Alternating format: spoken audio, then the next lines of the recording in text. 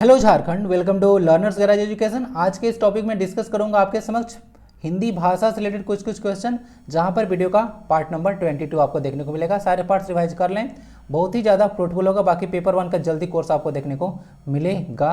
बहुत सारा तैयारी हो चुका है, बस कुछ ही बचा है।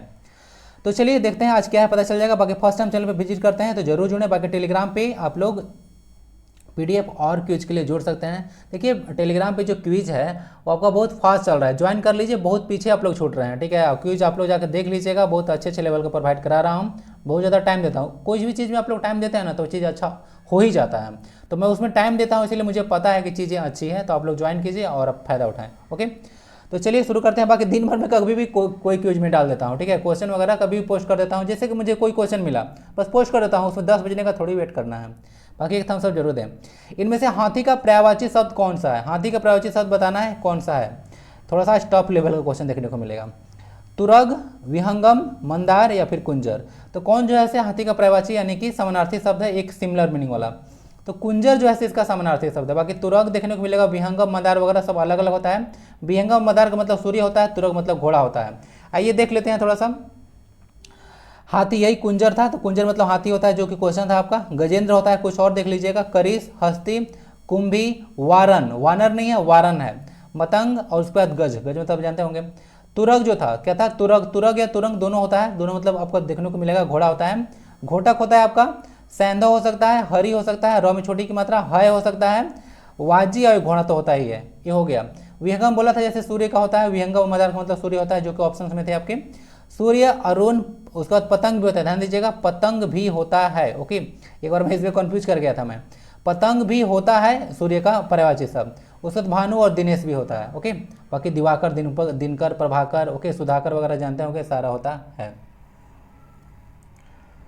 ओके, ये हो गया कुंजर आपका आंसर। ये हाथी का पर्यायवाची शब्द है। एक क्वेश्चन आप बताइएगा हिंदी भाषा से, बताइए सूर्य को छठी मैया, आप लोग छठ पूजा करते हैं झारखंड बिहार वगैरह में देखिएगा तो छठ पूजा बहुत धूमधाम से मनाया जाता है। ओके, तो आप लोग बताइए कि सूर्य को छठी मैया क्यों कहा जाता है? क्योंकि छठी मैया पर देखिएगा कि सूर्य का जो अर्घ वगैरह दियाता है तो उसमें छठी मैया के नाम से उनको संबोधित किया गया है। बहुत सारा गाना भी आप लोग सुने होंगे। तो बताइए कि सूर्य को छठी मैया क्यों कहा जाता है? आप लोग इसका आंसर दे सकते हैं। क्वेश्चन सेकंड आता है, इनमें से कौन नौका का पर्यायवाची शब्द नहीं है? नौका का आपको पर्यायवाची यानी कि सिमिलर मीनिंग वाला वर्ड बताना है। तरिणी, तटिनी, बेड़ा या फिर तरी। कौन इसका पर्यायवाची शब्द नहीं है पूछा गया है। इसका आंसर हो जाएगा बी। तटिनी मतलब आपका नौका, नाव नहीं होता है। तटनी का मतलब क्या होता है? तटनी का मतलब होता है आपको देखने को मिलेगा नदी। तो तटनी का मतलब क्या होता है? तरनी, सरिता, पयस्विनी, स्रोतस्विनी या फिर नदी। ओके, तो ये सारा जो है कुछ कुछ देखने को मिलेगा। तटनी मतलब क्या होता है?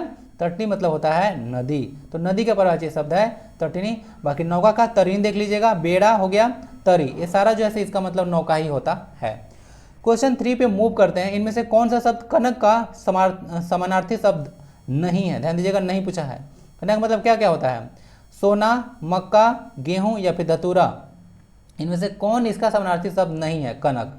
तो देखिए जो कनक होता है उसका 3 मीनिंग होता है, सोना, उसके बाद कहीं एक गेहूं भी होता है और एक धतूरा भी होता है। मक्का इसका मीनिंग नहीं होता है, तो जो नहीं होता है वही आंसर हो जाएगा। ओके, तो इसका आंसर हो गया मक्का। पूर्व और उत्तर के बीच के दिशा के लिए एक शब्द क्या है? पूर्व और उत्तर, 4 दिशा होता है ना, उसके बीच में भी आपको दिशा देखने को मिलेगा, इधर इधर इधर अब इधर, इसके बीच में भी देखने को मिलता है आपको। तो ये सारा जो दिशा दिखता है, पूर्व क्या बोला? पूर्व और जो उत्तर। ये क्वेश्चन बहुत ज़्यादा इंपॉर्टेंट है क्योंकि नाम है किसी का। अरे भाई आंसर आ गया। तो यहाँ से क्या हो गया? आंसर हो गया आपका ईशान। तो पूर्व और जो है से उत्तर के बीच की दिशा, ए वाला कोण, जिसको आप लोग अंग्रेजी में नॉर्थ ईस्ट बोलते हैं। ओके, तो नॉर्थ ईस्ट को आप लोग ईशान बोलते हैं। आइए थोड़ा सा सारा चीज़ समझा देते हैं, इसको थोड़ा सा याद रखिएगा, हिंदी में पूछा जाता है। एक तो नॉर्मल हो जाता है फॉर उत्तर, दक्षिण, पूरब, पश्चिम, हो गया। उसके बाद देखिएगा यहाँ पे वायव्य एक भाषा यहाँ पे होता है, भाषा बोला हूँ, एक यहाँ से दिशा होता है। उसके बाद ईशान, ईशान्य होता है यानी कि जो ईशान है, जो कि आपका क्वेश्चन का आंसर था। इसको आग्नेय बोलते हैं, इसको याद रख सकते हैं। और इसको आप लोग नैऋत्य बोलते हैं, नैऋत्य बोलते हैं इसको, नैऋत्य। तो ऐसे इसको याद रख सकते हैं, सारा चीज़ क्लियर। तो ये हो गया। ईशान वगैरह ज़्यादा पूछा जाता है, आग्नेय वगैरह देख लीजिएगा। अब उसके बाद नैऋत्य और उसके बाद ये देख लीजिएगा वायव्य, ठीक है। तो इसको याद रख सकते हैं, इस तरह से होता है 4 और भाषाएं बीच वाले। ओके, चलिए इसको देखिए क्वेश्चन के आंसर ईशान हो गया। छोटी छोटी चीज़ ऐसे पता होना चाहिए। ओके, आई होप कि इंटरेस्टिंग जानकारी होगा, कर लीजिएगा इसको। पीडीएफ वगैरह आप लोग डाउनलोड कर लीजिएगा टेलीग्राम से ना, प्रोवाइड कराता हूँ 1 या 2 दिन, 1 दिन बाद प्रोवाइड करा देता हूँ। या वर क्या क्या तात्पर्य है, यानी कि इसका मीनिंग बताना है। जिसके जीवन का कोई उद्देश्य न हो, किसी भी वस्तु को अकस्मात प्रस्तुत करने वाला, यानी अचानक से सडनली प्रस्तुत करने वाला, एक स्थान पर टिक कर न रहने वाला, जिसका पहले की जगह न रहे, या फिर इधर उधर निरुद्देश्य यानी कि बिना उद्देश्य के इधर से फालतू के घूमने वाला, क्या बोलते हैं हम। तो देखिए जो यायावर होता है उसको बोलते हैं हम लोग एक स्थान पर टिक कर न रहने वाला, उसको बोलते हैं यायावर। क्या बोलते हैं, यायावर। तो होता है एक स्थान पर टिक कर नहीं रहने वाला। ओके, चलिए ऑप्शन नंबर सी हो गया। बाकी सारे ऑप्शन से उसको देख लीजिएगा। जो इधर उधर बहुत ज़्यादा घूमता है, निरुद्देश्य से घूमता है, यानी कि इधर उधर जो घूमता है उसको आप लोग आवारा बोलते हैं। घूमने का स्पेलिंग इसे, अरे इसका ना वर्तनी गलत है, यहाँ पे घ में बड़ी ऊ की मात्रा होगा, घूमने। जिसके जीवन का कोई निश्चित उद्देश्य न हो उसको उद्देश्यहीन बोलते हैं। क्या बोलते हैं, उद्देश्यहीन बोलते हैं। जिसके जीवन का कोई उद्देश्य न हो, उसके बाद किसी भी वस्तु को अकस्मात प्रस्तुत करने वाला उसको बोलते हैं हाजिर जवाबी। क्या बोलते हैं, हाजिर जवाबी बोलते हैं। ओके, आंसर क्या हो गया, आंसर हो गया आपका सी। बाकी सारे ऑप्शंस क्लियर होगा। या वर्ष पूछा गया था, एक स्थान पर जो टिकट नहीं रहता है उसको आप लोग यावर बोलते हैं। सरह प्लस ज, सरह प्लस ज है, इसमें संधि का रूप क्या होगा, मतलब कहने का मतलब संधि विच्छेद करने के बाद क्या होगा। संधि पता था ना, संधि का भी संधि होता है सम प्लस धी। ओके, संधि के टोटल से देखिएगा 3 प्रकार होता है जनरली पूछे तो, स्वर संधि, व्यंजन संधि और विसर्ग संधि। ओके, और स्वर संधि के टोटल 5 प्रकार होते हैं, वैसा पूछते हैं आपसे। ओके, तो इसको याद रखिएगा, स्वर के 5 प्रकार होते हैं, स्वर संधि के 5 प्रकार होते हैं, स्वर वर्ण का नहीं। ठीक है, चलिए तो यहाँ से क्या हो गया, सरह प्लस ज, तो सरह प्लस ज आपका सरोज हो गया। क्या हो गया, सरह प्लस ज जो है सरोज हो गया। इसमें आपको विसर्ग संधि होगा ना, विसर्ग संधि होगा इसमें। मूव करते हैं क्वेश्चन नंबर नेक्स्ट पे। क्वेश्चन 7 देखते हैं, पवन में कौन सा संधि है। तो पवन बताना है, संधि कौन है, दीर्घ, गुण, यन या फिर आयादी। देखिए इस पवन में जो संधि है वो स्वर संधि का सारा प्रकार दिख रहा होगा, स्वर संधि का प्रकार है। स्वर संधि के टोटल 5 प्रकार बताया था ना, तो स्वर संधि के टोटल 5 प्रकार होते हैं, उसमें 4 तो आपको दिख रहा है, बाकी कौन बचा, दीर्घ, गुण, यन, आयादी। एक बचा आपका वृद्धि, क्या बचा, एक वृद्धि संधि बच गया। तो ये 5 होता है। और पवन का देखते हैं संधि क्या होता है, संधि का भी संधि विच्छेद होता है, सम प्लस दी बताया था। और देखते हैं कि पवन क्या है, तो पवन का संधि विच्छेद कीजिएगा तो पो प्लस अन होगा। क्या होगा, पो प्लस अन, पवन। इसमें आपको आयादी संधि चला जाएगा, कहाँ चला जाएगा, आयादी संधि चला जाएगा, पो प्लस अन बनेगा। टोटल 5 प्रकार होता है स्वर संधि का, डायरेक्ट पूछ सकते हैं। एक वृद्धि हो गया, बाकी 4 लिखा हुआ है, उसको देख लीजिएगा। भाव प्लस अर्थ, भावार्थ में कौन सा संधि है, दीर्घ संधि, गुण संधि, यन संधि या फिर आयादी संधि। तो इसमें देखिए आपको दीर्घ संधि देखने को मिलेगा। भावार्थ में जो है दीर्घ संधि देखने को मिलेगा, क्यों, क्योंकि भाव अ और प्लस अ मिलके इसका देखिए संधि विच्छेद विकार क्या हुआ है, आ बन गया है। तो यहाँ पे आपको दीर्घ संधि देखने को मिलता है इस तरह से ना। तो भाव प्लस अर्थ, भावार्थ, आपको दीर्घ संधि का एग्जाम्पल चला जाएगा। क्वेश्चन नंबर 9 देखते हैं। क्वेश्चन 9 देखते हैं, वो कौन सा समास है जिसका पूर्व पद विशेषण हो। ध्यान दीजिएगा, पूर्व पद विशेषण बोला है, न कि पूर्व पद प्रधान बोला है। ओके, ऐसे काम मत कीजिएगा गलत।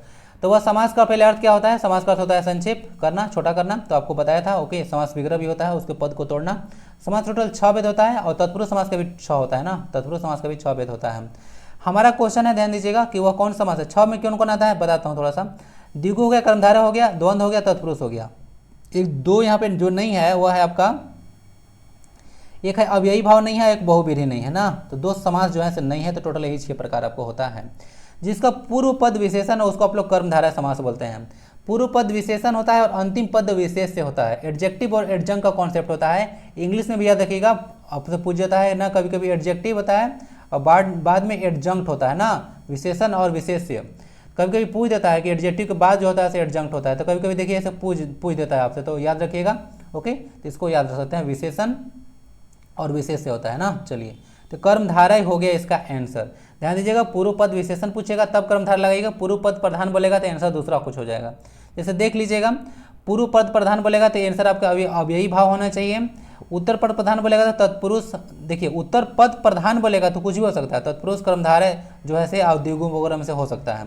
ओके, दोनों पद प्रधान होगा तो वहाँ पे द्वंद्व आता है, और दोनों पद अप्रधान मतलब दोनों में से किसी पद की प्रधानता ना होकर किसी अन्य पद की प्रधानता होती है, तो वहाँ पे बहुव्रीहि समास आता है। जैसे दशानन, 10 है आनंद जिसके, मतलब अर्थात रावण। बात समझ में आ गया, तो इस तरह से कुछ कहानी होता है, तो समझ में आ चुका होगा। आई होप कि आंसर हो गया आपका कर्मधारय, लगा लीजिएगा, बहुत इंपॉर्टेंट है। क्वेश्चन 10 देखते हैं, देशभक्त में कौन सा समास है। देशभक्त, देश को भक्त को थोड़ा सा समास विग्रह करके देखिए, तो क्या आएगा, देशभक्त को आएगा देश का भक्त। क्या आएगा, देश का भक्त।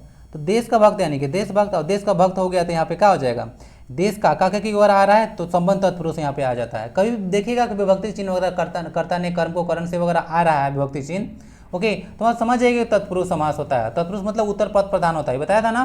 तत्पुरुष समास में क्या होता है, आप लोग देख लीजिएगा, उत्तर पद प्रधान होता है इसमें, तो इसको भी थोड़ा सा याद रख सकते हैं आप लोग।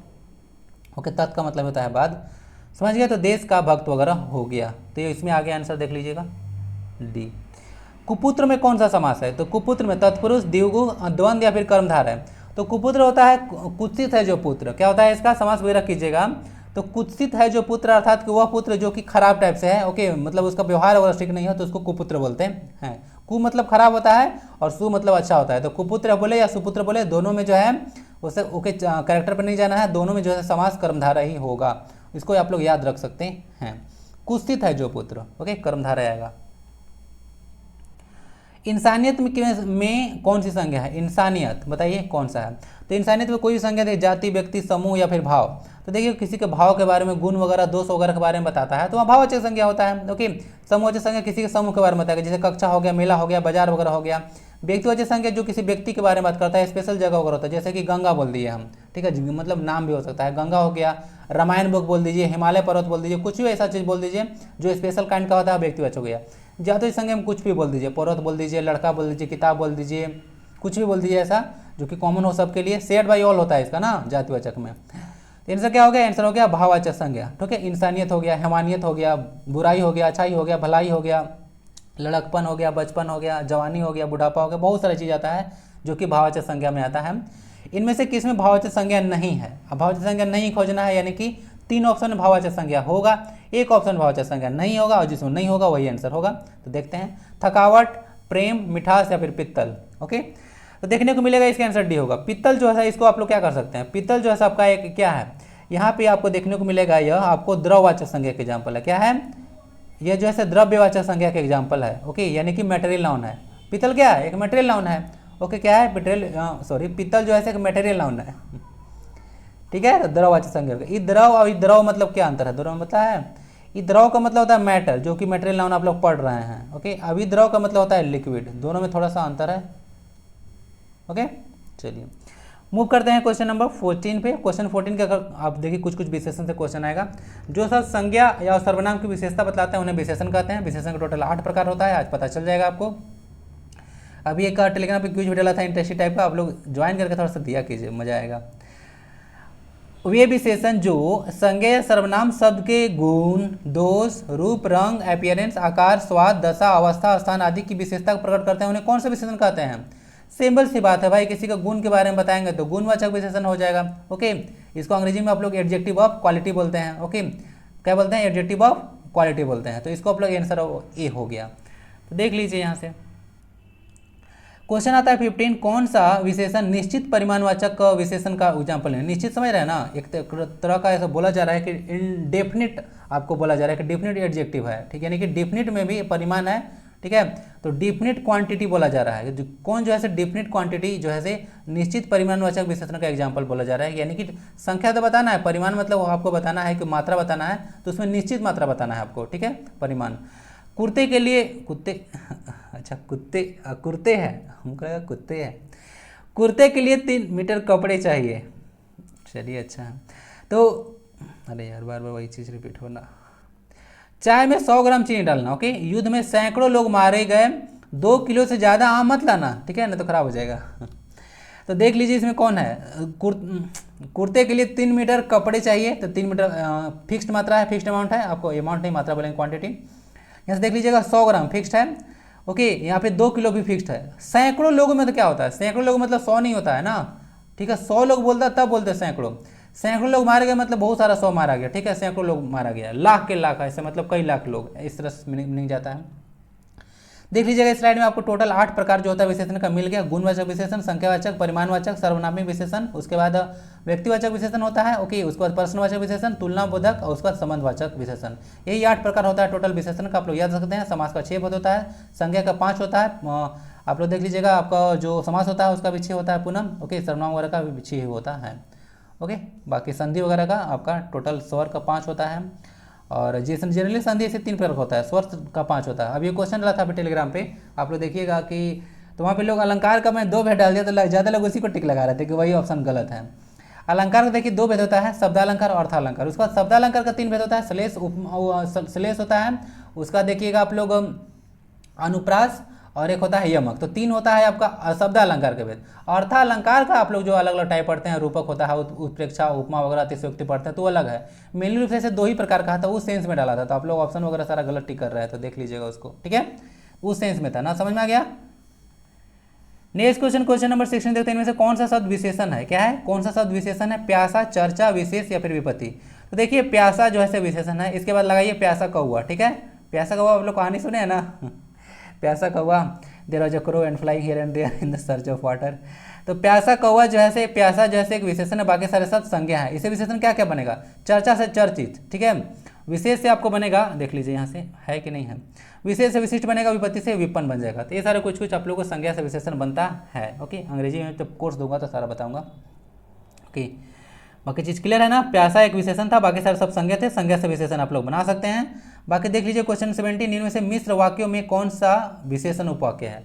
मिश्र वाक्य तो बताया था। ओके, मिश्र वाक्य आपको बताया था कि क्या होता है, एक वाक्य आश्रित होता है, एक मुख्य उपवाक्य होता है। तो आश्रित वाक्य जो होता है अपने मीनिंग के लिए जो मुख्य वाक्य होता है उस पर डिपेंड करता है। सबऑर्डिनेट क्लॉज और प्रिंसिपल क्लॉज पढ़े होंगे, तो उसी तरह से कॉन्सेप्ट वगैरह है। देखिए जिसमें विशेषण उपवाक्य में, मिश्र वाक्य में विशेषण उपवाक्य कौन सा है। विशेषण उपवाक्य कहीं भी रहेगा, विशेषण उपवाक्य कहीं भी रहेगा, एक विशेषण का कार्य करेगा, और विशेषण का कार्य करेगा तो विशेषण का कार्य होता है संज्ञा सर्वनाम को विशेषता बताना। तो आइए इसको खोजते हैं। ऑप्शन बी देखिए तो रांची, जो कि झारखंड की राजधानी है, यही जो है ना आपको ऑप्शन नंबर बी में जो है विशेषण उपवाक्य का था। ओके, तो यही विशेषण उपवाक्य है यहाँ पे, तो ये ऑप्शन चुन लेना है आपको, इसमें भी देखने को मिलेगा। रांची जो झारखंड की राजधानी है, एक ऐतिहासिक नगर है, तो जो झारखंड की राजधानी है यही आपको विशेषण उपवाक्य है। जो झारखंड की राजधानी है कौन, रांची एक ऐतिहासिक नगर है वो वाला। तो अपने मीनिंग के लिए इस पर डिपेंड है, तो यहाँ से ये आपको देख लेते को मिल जाता है, उपवाक्य है तो एक विशेषण का जैसा कार्य कर रहा है, जो कि रांची में ज़्यादा इन्फॉर्मेशन ऐड कर रहा है। ठीक है, रांची के मीनिंग में और ज़्यादा जो रांची वर्ड है उसके में मोर मीनिंग को ऐड कर रहा है, तो उसको हम लोग विशेषण करते हैं। ऐसे लोग पढ़े होंगे थोड़ा सा ना। चलिए, तो ऑप्शन नंबर बी हो गया, यहीं पे है आपको देखने को मिलेगा विशेषण है, या जो झारखंड की राजधानी है विशेषण का कार्य करता है। मैं तो इसको फ्रीक्वेंटली यूज करता हूँ ना, जब आपका पीपीटी वगैरह बना के देता हूँ। तो इनमें से कौन सा विकल्प गुणवाचक विशेषण है। फिर से वही कहानी है, गुणवाचक गुण, दशा, भाव वगैरह के बारे में बात करेगा। 3 दिन, एक जोड़ी कपड़ा, क्या काम। तो इस समय देख लीजिए, क्षण भंगुर जो जीवन है वह गुणवाचक विशेषण है। क्या है, क्षण भंगुर जीवन जैसे गुणवाचक विशेषण है। बाकी सारा देख लीजिएगा, एक जोड़ी कपड़ा एक निश्चित संख्यावाचक विशेषण का एग्जाम्पल है। 3 दिन क्या हो गया, एक निश्चित संख्यावाचक है।